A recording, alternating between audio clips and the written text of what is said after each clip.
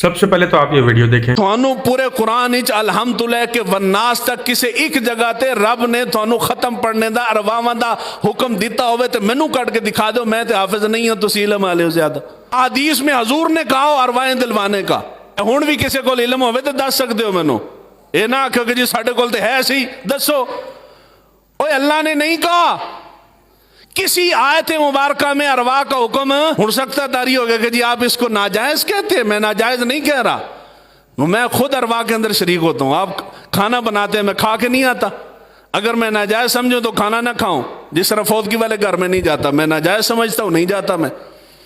جی حکم دینا یہ الگ بات ہے, جائز ناجائز ایک الگ شے ہے. جائز ارواح دلوانا جائز ہے, مگر حکم اللہ کے رسول نے نہیں دیا.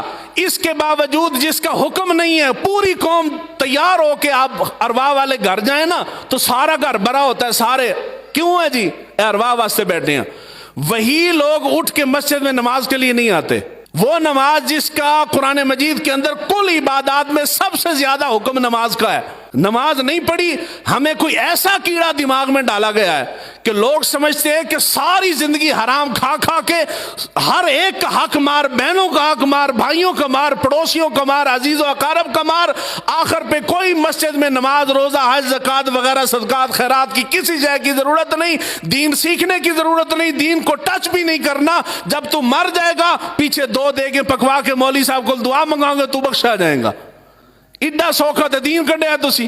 جی ارواحوں سے بندہ بخشا, آنکھوں آؤن ارواحوں سے بندہ بخشا جاتا تو صحابہ جنگوں میں نہ جاتے. یہ جو تلواریں ٹوٹی ہیں نا, تلواریں توڑنے کی تو ضرورت ہی کوئی نہیں تھی. اے حضور نو دیکھے تے بعد بشارت مل گئی تے بخشے نہ گئے.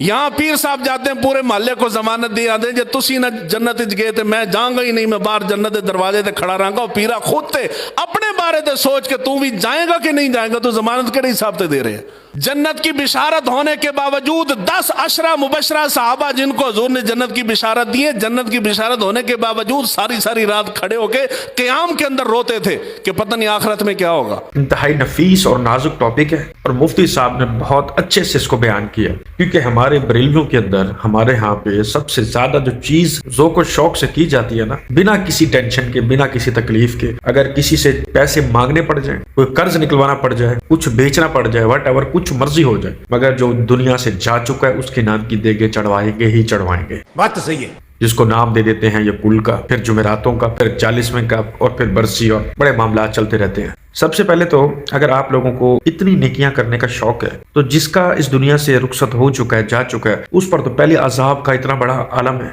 مہمانوں کی بھرمار ہے اس کے گھر میں, اس کو پہلے ٹینشن ہے کہ میں کیا کھلاؤں گا, کہاں سلاؤں گا, کیا پلاؤں گا. اس کے اوپر اور آپ نے عذاب مسلط کر دیا کہ یہ بھی تمہیں کرنا پڑے گا. اور اگر وہ بیچارہ نہیں کر سکتا کیونکہ اس کے پاس مالیت کا تھوڑا ایشو چل رہا ہے, وہ کچھ بیچنا نہیں چاہتا, وہ اس رسم رواج کو آگے بڑھانا نہیں چاہتا, تو جو اس کے پرانے رشتے دار ہوتے ہیں وہ پتہ کیا کہتے ہیں, کھانے کے لیے تو یہ بندہ ٹوٹ پڑتا ہے, آ جاتا ہے, بڑی کلخانیاں بھگتائی ہیں اس نے, اور جب کرنے کی باری آئی ہے تو اب یہ پیچھے ہٹ رہا ہے کہ میں وہابی ہو چکا ہوں. اس پر وہابی کا, دیوبندی کا ٹیگ لگا دیتے ہیں. کرتے کیسے ہو یہ سب؟ ہمارے ہاں کردار سے انسان کو نہیں پہچانا جاتا, نہ ہی اخلاق سے پہچانا جاتا. جو ہمارے ہاں رواج قائم کیے گئے ہیں نا, کئی سو سالوں سے جو چلتے آ رہے ہیں, ان رواجوں سے انسان کی پہچان کی جاتی ہے کہ یہ دیوبندی ہے, یہ بریلوی ہوگا, یہ اہل حدیث ہوگا, یہ اہل تشیع ہوگا. اور انہی سسٹمز کی وجہ سے, انہی رواجوں کی وجہ سے جو بدماش قسم کے, زانی قسم کے, چور ڈاکو قاتل قسم کے لوگ ہیں, جو لوگوں کا حق دبا دبا کے, حق مار مار کے, چھینا جھپٹی کے اندر جو لاکھوں کروڑوں کا مال دبا کر بیٹھے ہیں, جو اپنی آخرت کو بھلا کر بیٹھے ہیں, پھر ان لوگوں کو ٹارگٹ کرتے ہیں یہ مولوی اور یہ عالم اور یہ جو نقلی پیر اور پتہ نہیں کیا کچھ بنے ہوئے ہوتے ہیں, دین کا لبادہ اوڑھ کے جو پھر رہے ہوتے ہیں. پھر وہ ایسے لوگوں کو ٹارگٹ کرتے ہیں کہ اگر تم اپنی بخشش کروانا چاہتے ہو فلاں جگہ پہ مسجد بنوا دو, بخشش کروانا چاہتے ہو انہی حرام کے پیسوں سے فلاں جگہ مدرسے بنوا دو, اگر بخشش کروانا چاہتے ہو اتنی دیگیں چڑھوا دو. عنقریب 22 رجب المرجب کی آمد ہے, اور اس مبارک تاریخ کو عاشقان اہل بیت سیدنا جعفر صادق رضی اللہ تعالیٰ عنہ کا یہ مبارک دن مناتے ہیں. پچھلے سال بھی الحمدللہ مدنی چینل پر بھی یہ دن منایا گیا اور اہل بیت کا فیضان لینے کی کوشش کی گئی. تو بابا یہ بعض کو اس معاملے میں کافی وسوسے آتے رہتے ہیں کہ یہ کیا, یہ مطلب دین اور یہ کیا کنڈا, اور پھر کنڈے میں بھی کھیر, پھر اس کے ساتھ بھی پوری بھی مٹی کے برتن میں, تو یہ کرتے کیا ہو آپ لوگ, کیا لگا کر رکھا ہوا ہے یہ, تو مطلب اس طرح کیا ان کو کہیں, اچھا خاصا کھا رہے ہوتے ہیں اس کو لیکن ان کو تکلیف بہت ہو رہی ہوتی ہے, کچھ اس کا حل ارشاد فرمائیے. یہ جو 22 رجب المرجب کو سیدنا امام جعفر صادق رضی اللہ تعالیٰ عنہ کی نیاز جو ہم کرتے ہیں کھیر پوریاں, تو کھیر پوریاں یا کنڈے में खीर बनाना ये जायज भी है। अब ये कि वही साल सवाब कुंडों में किया जाए या स्टील के प्यालों में किया जाए, तो अब ये खीर पूरी ही क्यों, इसका जवाब हो गया ना कि ये जब वाजिब नहीं समझता तो ये खीर, अच्छा आप फिर भी कहोगे खीर पूरी ही क्यों, तो आप दोपहर को क्या खाते हो भाई, गोश्त चावल, जनाब कोरमा रोटी, भाई आप, मैं तो दाल चपाती, अच्छा रोजाना यही, अच्छा यही, तो यार तुम रोजाना बिरयानी खाओ, कोरमा खाओ रोजाना तो जायज, और मैं साल में एक बार खीर पूरी पकाऊं तो ना जायज।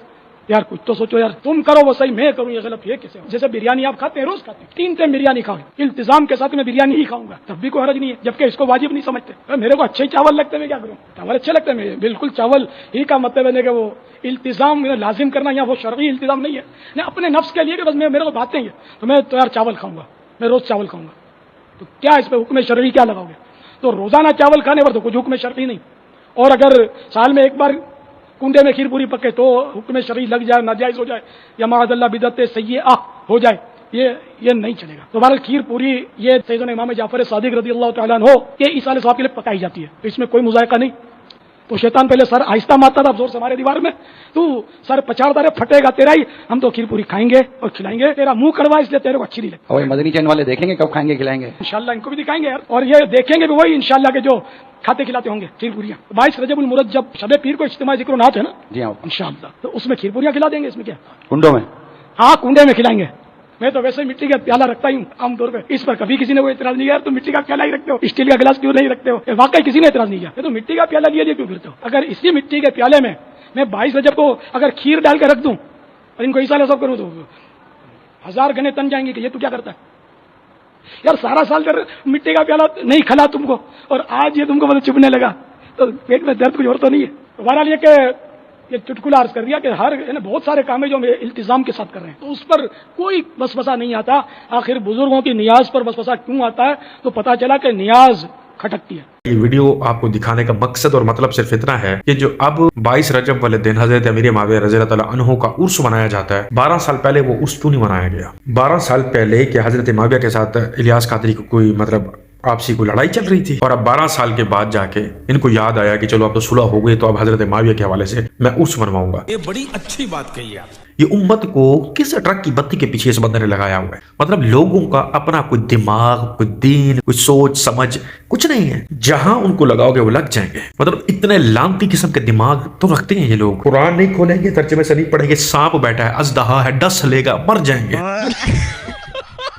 इलियास कादरी रहमतुल्लाह अलैह ने जो चीज हमें बता दी, जिस तरफ लेके चले गए, मिसाल के तौर पे नाउजुबिल्लाह इन्होंने तो इलियास कादरी को इतना मोतबर बनाया हुआ कि अगर कल वो नमाज का तरीका चेंज कर देना कि पहले सलाम इधर फेरना, बाईं तरफ फिर दाईं तरफ फेरना है, तो आपको सारे बरेली यही करते नजर आएंगे। तौबा तौबा। वो नहीं कहेंगे कि नहीं नहीं ये हमारे इलियास कादरी ने जो भी किया ना ठीक किया होगा। बड़ी तोप है वो, अल्लाह ताला से साइन करवा के वो आया कि जो तू करेगा वही उम्मत में होना चाहिए, सबको मैं बख्श दूंगा। और तुम्हारे अपने जज्बात नहीं, कोई पागल इंसान हो तुम लोग यार, इतने चब्बल तो हो कि तुम्हें जो वो कहता है, जो वो करेगा वो तुम करोगे। कल को वो बोल दे अपनी बेटियों को लाइन की तरह खड़ी करके ना गोलियां मार दो, अपनी औलादों को ज़िबा कर दोगे? नाउजुबिल्लाह क्या बनाया होगा इसको, खुदा समझा होगा इसको? तौबा तौबा। ओ कोई अक्ल के ना खून लो, कोई शऊर ले लो। ऐसे घसीट के डालेंगे ना दोज़ख के अंदर फरिश्ते, लग पता जाएगा। और सबसे पहले ये लीडर आगे होंगे तुम्हारे, इलियास कादरी और जितने भी हैं, ये जो बिद्दत और शिरक दीन में पैदा करते फिर रहे, तौहीद का दाना नहीं आता इस बंदे को। और बिद्दत सुन लो, शिरक सुन लो, फिर कैफारियत सुन लो, फलाने उर्स सुन लो, फलानी चीज सुन लो, वो इस बंदे को मैं कहता हूँ कि टिकटों पे आती है।